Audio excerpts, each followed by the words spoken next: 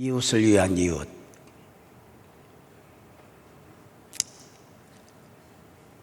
이런 질문과 함께 오늘 말씀을 전하고자 합니다. 여러분은 죽은 사람을 살려보셨습니까? 아니, 죽어가는 사람을 구하여 생명을 회복시킨 적은 있으십니까?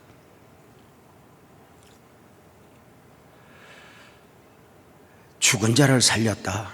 세상은 이해를 못합니다. 그러나 우리는 보여지는 육적 생명 말고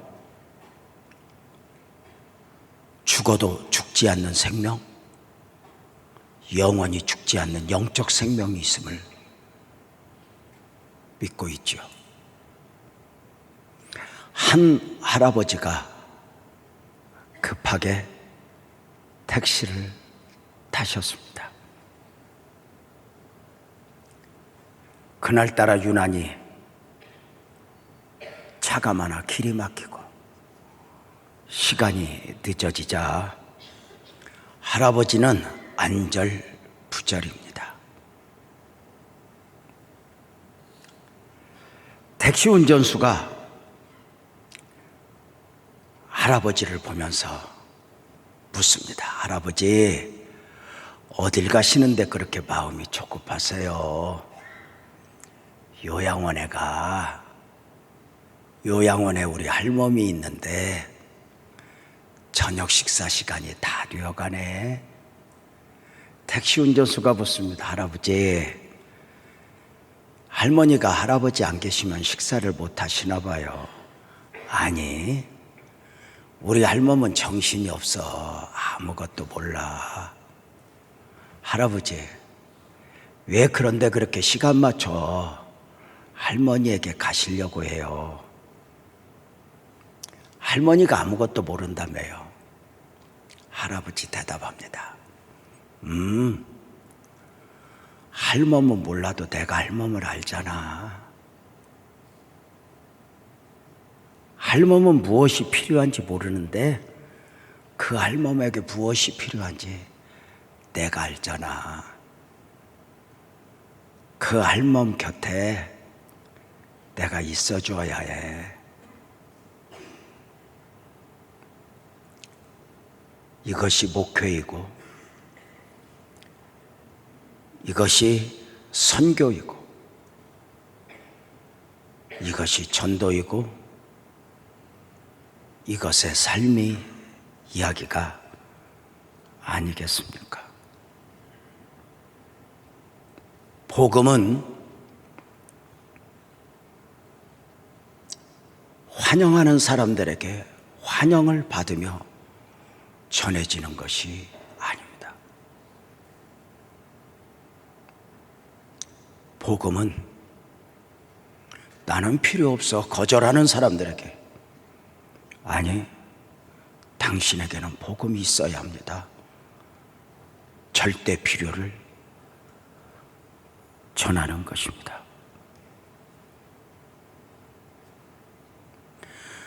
세상은 복음을 외면합니다. 복음은 영적 필요이기 때문입니다. 육적 필요에 매여 헐떡거리며 살아가는 인생들은 영적 필요를 외면하곤 합니다.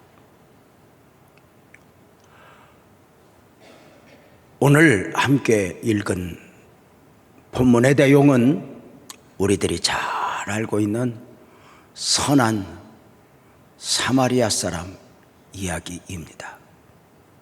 어떤 사람이 예루살렘에서 여리고로 가는 길에 그만 강도를 만나게 되었습니다.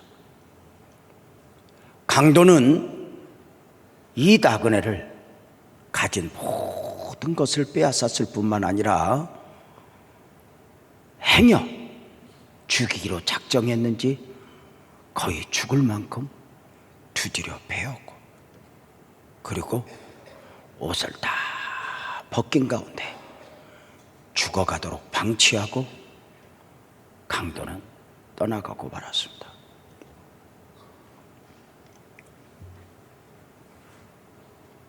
길목에서 강도 만나 죽어가고 있는 나그네, 그것이 성전을 가는 길목이었는지 모르겠는데 한 제사장이, 한 레위인이 그것을 보고 고개를 돌려 자기 길을 가고 말았습니다. 그런데 사마리아 사람, 누구신지 아시죠? 손가락질 당하며 살아가는 사람. 그 사람이 가까이 가서 그를 살펴 포도주를 붓고 상처를 싸매어 주었지만 회복될 기미가 보이지 않자 자신이 타던 나귀에 강도 만난 자를 태우고 주막에 가서 밤이 맞도록 보살피게 됩니다. 생명의 위협은 넘겼는지 날이 새자 이 사마리아 사람은 주막 주인에게 돈을 주면서 이 사람을 좀 잘 살펴주시오.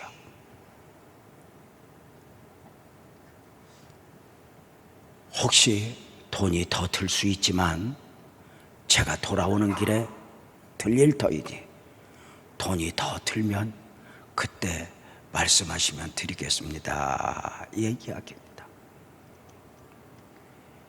이 이야기 가운데 주님이 우리에게 주시고자 하는 메시지는 무엇일까? 이웃을 위한 이웃. 놀랍게도 복음적 영성, 예수님 마음을 품은 사람들이 가지는 마음이니 더 좋은 사람이 되어주고 더 좋은 이웃이 되어주는 것입니다. 인간의 행복은 더 좋은 사람을 만나서 행복한 것이 아닙니다. 더 좋은 사람이 되어주는 데 있습니다. 예수님이 그러하셨던 것처럼 말입니다.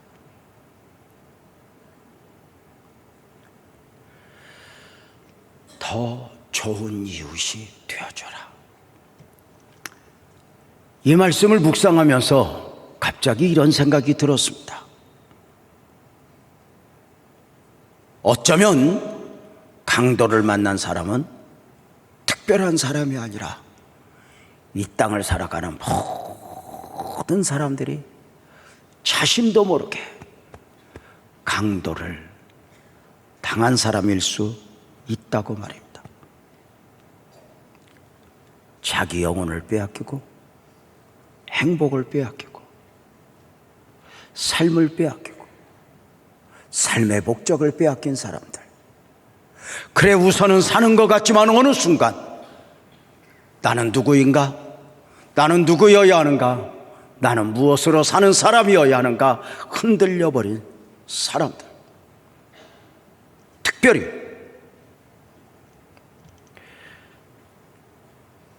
가장 큰 문제는 영적으로 강도 만난 사람들입니다. 빼앗긴 줄도 모르고 빼앗긴 사람들 말입니다.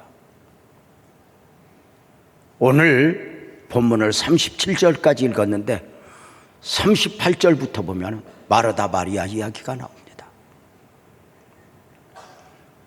특별히 마르다에게 강조하는 바 우리 예수님, 네가 예배를 빼앗겼구나 입니다.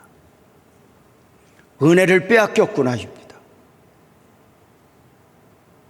사무엘하 11장에 보면 다윗은 어느 순간 사명을 빼앗긴 가운데 예배에서 무너지고 기도에서 무너지니 그만 여인의 유혹 앞에 한순간 자신을 지키지 못한 가운데 무너지고 말았습니다.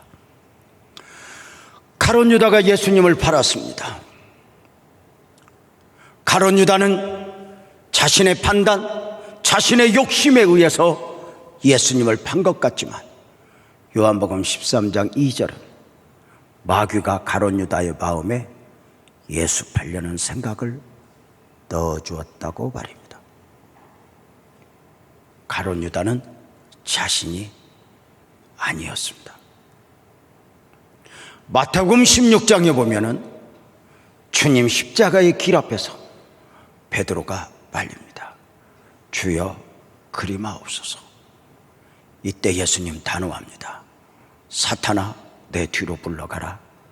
너는 나를 넘어지게 하는 자로라 입니다. 여기서 우리가 깨달아 알아지는 것은 교회에서 삼가 두렵고 떨림은 내 말이 아닐 수 있고 내 생각이 아닐 수 있다는 것입니다. 빼앗긴 사람들, 여러분은 무엇인가를 빼앗겨 보셨습니까? 무엇인가를 얻기 위하여 무엇인가를 잃어보신 적은 있으십니까? 인간의 필요를 크게 영적 필요와 육적 필요, 육적 필요와 영적 필요로 구분하곤 합니다. 육적 필요, 눈에 보이는 필요입니다. 돈이 좀 더 있으면 좋겠어. 오단벌이 더 있으면 좋겠어. 집이 좀 컸으면 좋겠어. 자동차가 좀 컸으면 좋겠어.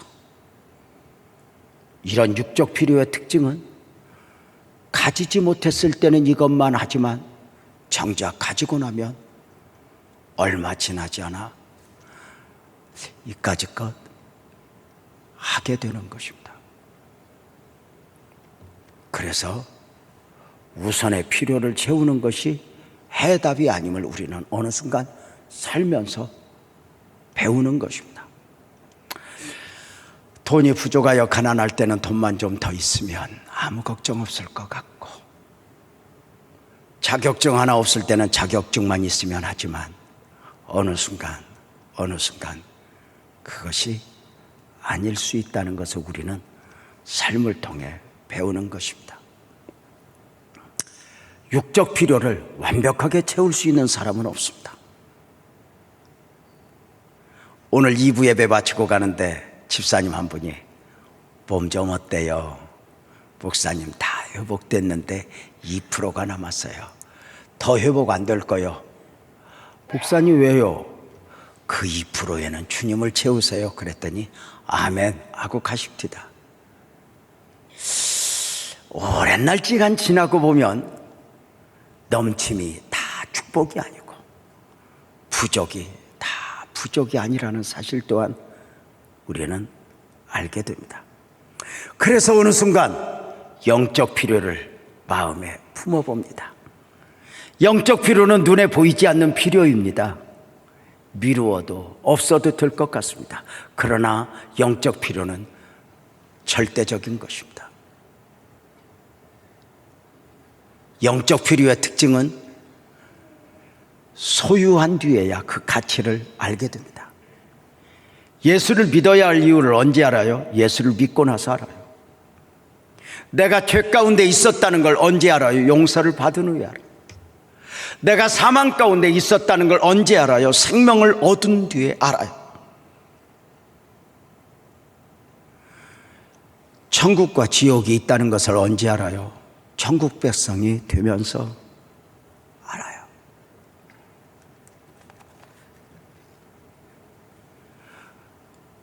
강도 만난 사람들, 이제는 그 강도 만난 사람 앞에서의 반응은, 주님이 원하시는 반응은 무엇일까를 되새겨 봅니다.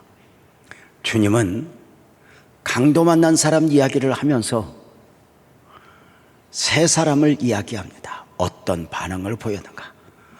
가장 중요한 것은 주님이 보고 계셨다는 것입니다.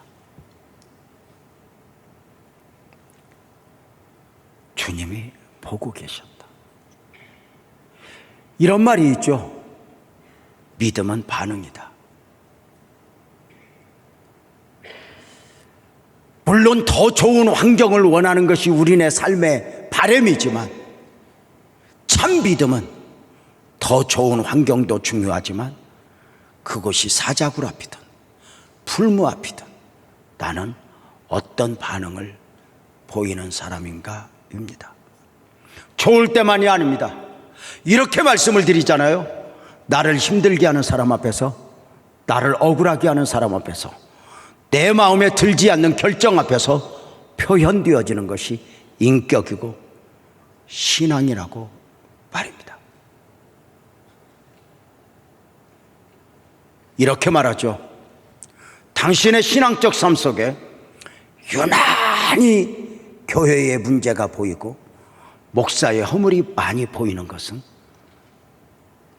똑똑한 것이 아니라 불쌍한 것이라고 말입니다. 왜냐하면 그것을 다 극복하고 은혜 생활을 해야 하기 때문입니다. 더 좋은 사람이 되어주라는 말은 무슨 의미죠? 완벽한 사람은 없는 거죠. 마치 부모가 한없이 커 보였는데 어느 순간 늙어가는 부모가 허물이 보이기 시작하는, 내 어머니, 내 아버지인데도 마음에 들지 않는 모습이 있는 거예요.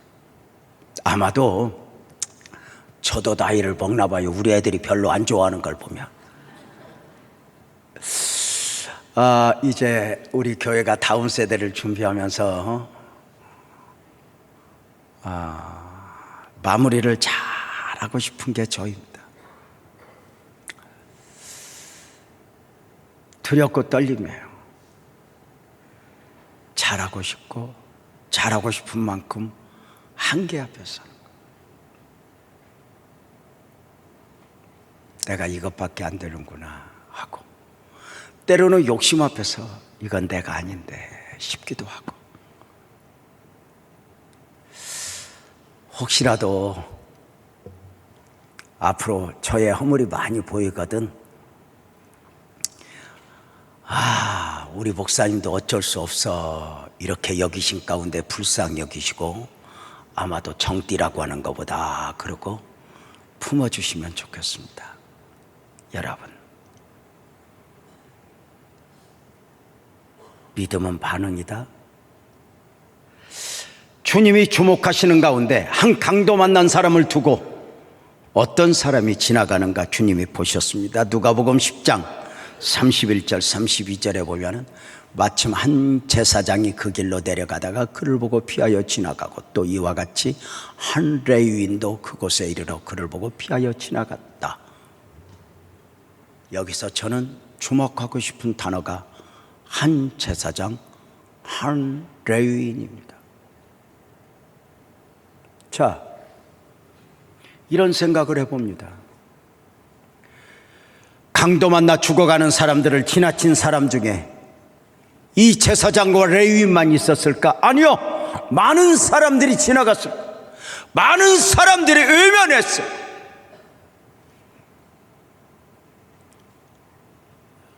그러나 그들은 처음부터 주님의 기대가 아니었어요.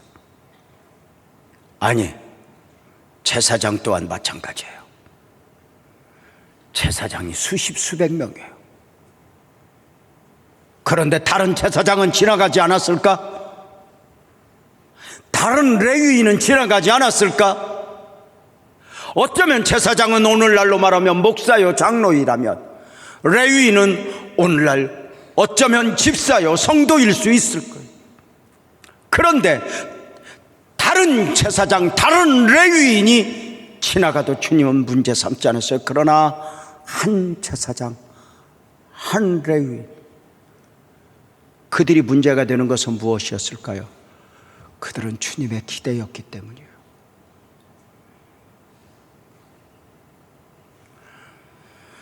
(35년) 전 교회를 개척하여 섬기면서 어느 순간 하나님이 제 마음에 담아주신 마음이 있어요. 나는 주님의 기대구나. 다른 목사님은, 다른 사람은 몰라도 나는 주님을 실망시키면 안 돼. 어느 순간 그 주님의 기대라고 하는 단어 앞에서 나는 누구인가, 누구여야 하는가 나는 무엇으로 사는 사람이어야 하는가 철저하게 살필 수밖에 없었습니다. 그러나 잘하고 싶은 만큼 늘 한계 앞에 서는 거예요. 어느 날 기도하죠. 주님 어떻게 해요? 주님은 저에게 많은 것을 요구하지 않았습니다. 아주 조금. 누군가 실망하고 좌절할 때 너는 일어서길 원하고 나는 주님의 기대다. 부활 축제를 앞두고 또는 많은 일들 앞에서 누구든지 자기 생각을 말할 수 있지만 나는 주님의 기대다. 다른 제사장 지나갈 때도 괜찮았어요. 다른 사람 지나갈 때 문제 삼지 않았어.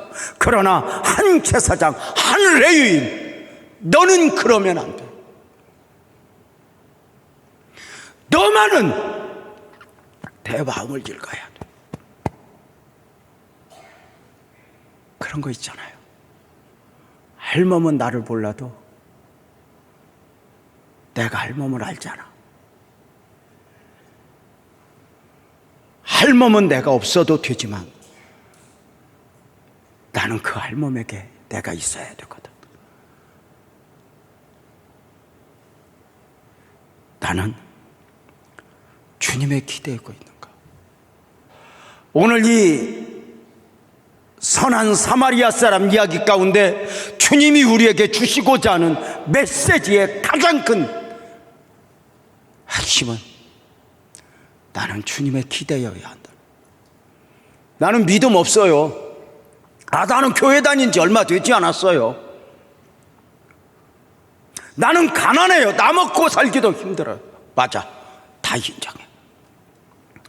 그러나 너는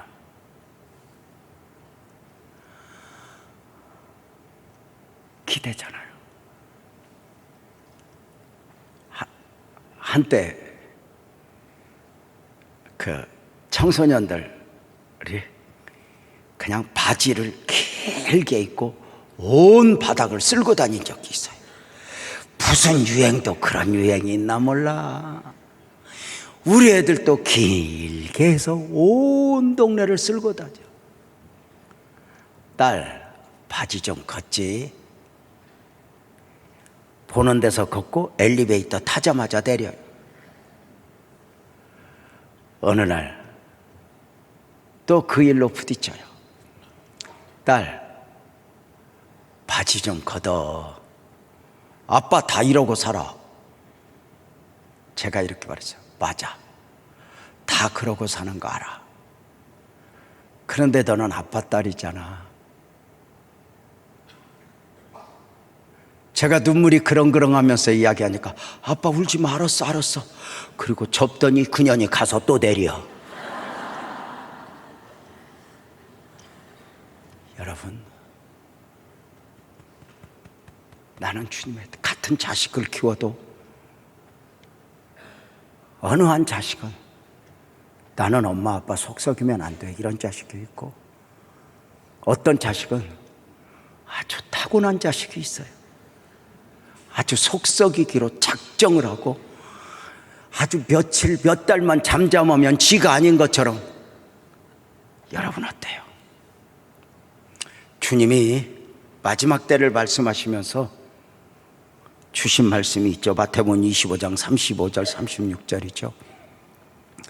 내가 줄일 때에 너희가 먹을 것을 주었고 내가 목마를 때에 마시게 하였고 나그네 되었을 때에 영접하였고 헐벗을 때에 옷을 입혔고 병들었을 때에 돌보았고 옥에 갇혔을 때에 와서 보았느니라. 오른편에 있는 사람들에게, 한 무리들에게 이 말씀을 줄 때 저들은 깜짝 놀랐어요. 우리가요? 왼편에 있는 다른 무리들에게 주님이 42절 43절에서 이렇게 말씀하셨죠. 내가 줄일 때에 너희가 먹을 것을 주지 아니하였고 목마를 때 마시지 아니하였고 나그네 되었을 때 영접하지 아니하였고 헐벗을 때 옷 입히지 아니하였고 병들었을 때 옥에 갇힐 때 돌보지 않았잖아. 이렇게 말해요. 사람들이 말해요. 우리가 언제 주님에게 먹을 것을 마실 것을 주지 않았습니까? 이때 주님이 주신 말씀이 마태복음 25장 40절이죠. 내 형제 중에 지극히 작은 자 하나에게 한 것이 내게 한 것이란다. 이렇게 이것을 수준 있게 표현하면 뭐죠? 주님은 지극히 작은 소자를 단순히 돕는 차원이 아니라 동일시하셨죠. 지극히 작은 소자 하나에게 행한 것이 내가 행한 것이다. 주님은 주님의 모습으로 우리에게 오는 게 아니에요. 때로는 가난한 자의 모습으로, 때로는 병든 자의 모습으로, 때로는 배우지 못해 표현하는 방식이 손가락질 당할 만큼 천박한 자의 모습으로 내 앞에 다가오죠. 주님은 당신을 채찍질하고 십자가에 못 박을 때 그들을 책망하신 적이 없어요. 주님 앞에는 어떻게 해도 괜찮았어요. 그러나 지극히 작은 소자를 가볍게 여기는 것, 주님은 그 작은 소자와 동일시하며 귀하게 여겨야 할 것을 말씀하셨죠.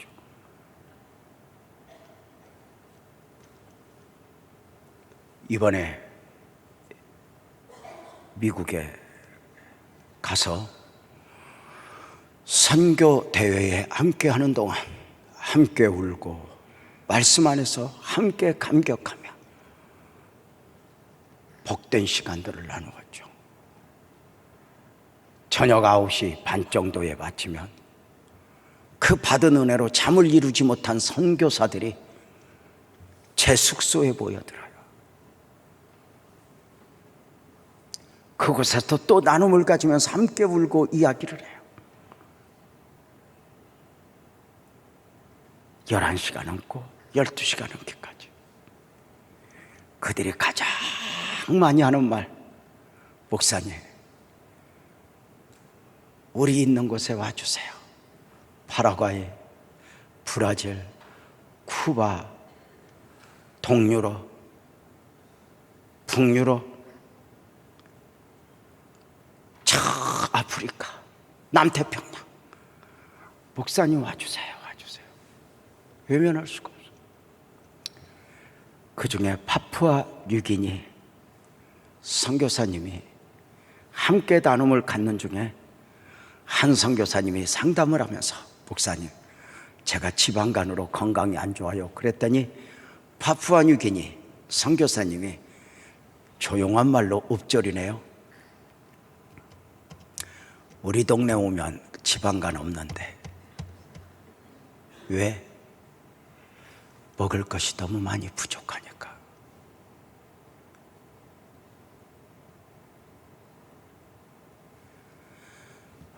먹을 것이 많이 부족하니까.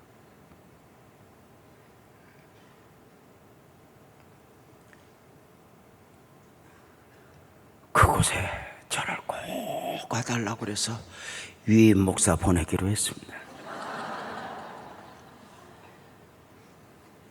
도와주세요. 도와주세요.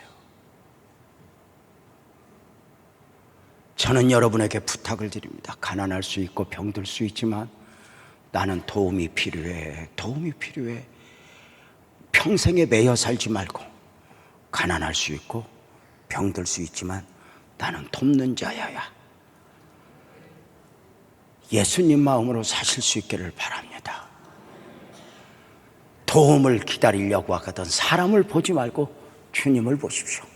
제가 반복해서 말씀을 드리지만, 하나님 나 좀 도와줘라, 나 좀 도와줘라 1000번 만번 울어도 자존심 안 상하게 하는 분은 하나님밖에 없어요. 참 신기해요.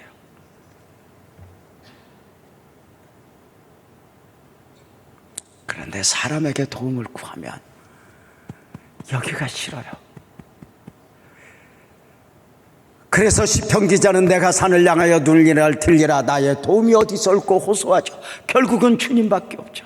주님 말씀하셔요. 너를 도울 자는 난데, 너를 도울 자는 난데. 좋은 이웃이 되어주고 있습니까? 사마리아 사람은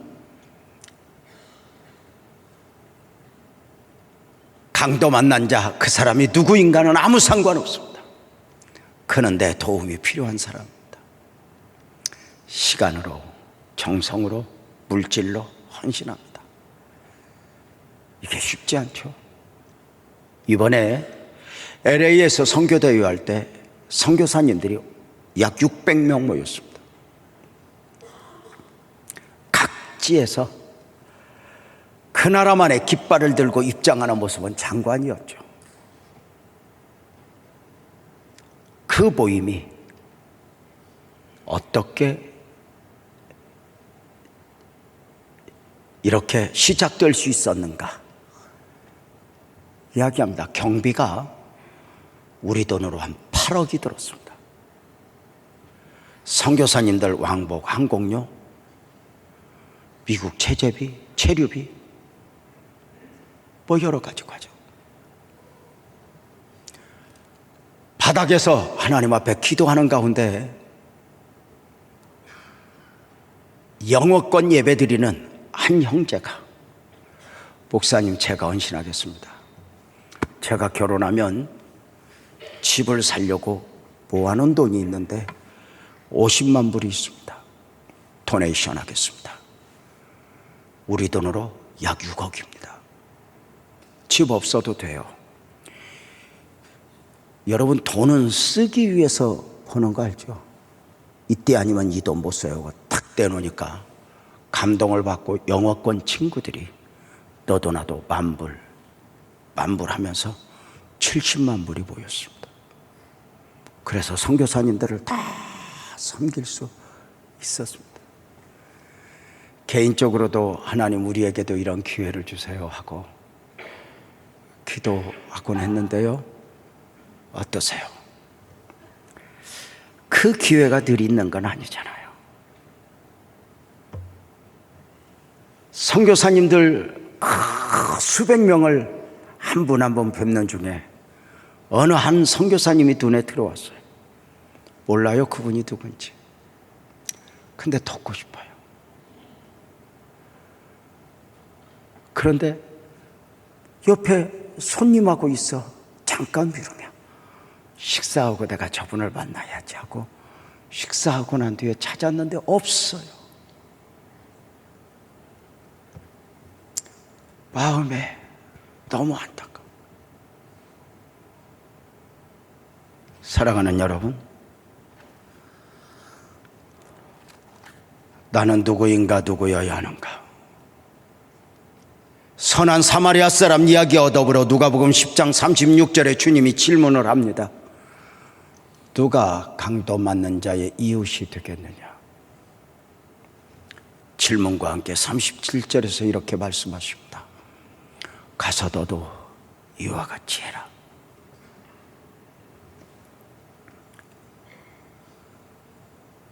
가라는 거죠. 우리 기독교 복음 신앙의 특징은 내가 받은 은혜의 축복에 이어 그 안에 사명이 담겨 있잖아요. 가라. 가서 구하여 내라. 우리가 영적으로 불쌍히 여기며 내 주변에 구하여 낼 사람들이 누구인가? 부활하신 주님의 명령도 마태복음 28장 19절 20절에 보면은 가라. 가라. 가라. 가서 이것이 우리가 부활축제를 하는 이유가 아니겠습니까? 이제 추석 주간입니다. 한 주간 많은 사람들을 만나게 되겠죠. 바라기는 오늘 말씀에서 주신 메시지처럼 누가 마음에 드네 안 드네 이러하지 말고 더 좋은 사람이 되어 주십시오. 도움을 구하는 사람보다는 돕는 사람으로 마음을 쓰십시오. 다 할 수 있을 것입니다.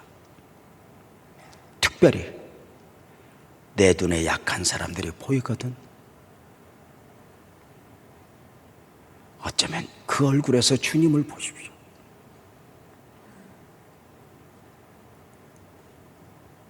저는 이제 바로 받치면 옷 갈아입고 미얀마로 갑니다. 쉽지 않죠. 사실은 정치적으로 로밍도 안 되고, 그리고 불안전한 만큼 보험회사도 유명하니 보험도 되지 않아요. 그런데 선교사님들이 모여서 목사님 명절에 뭐예요? 여기 오세요. 그런데 가는 거죠.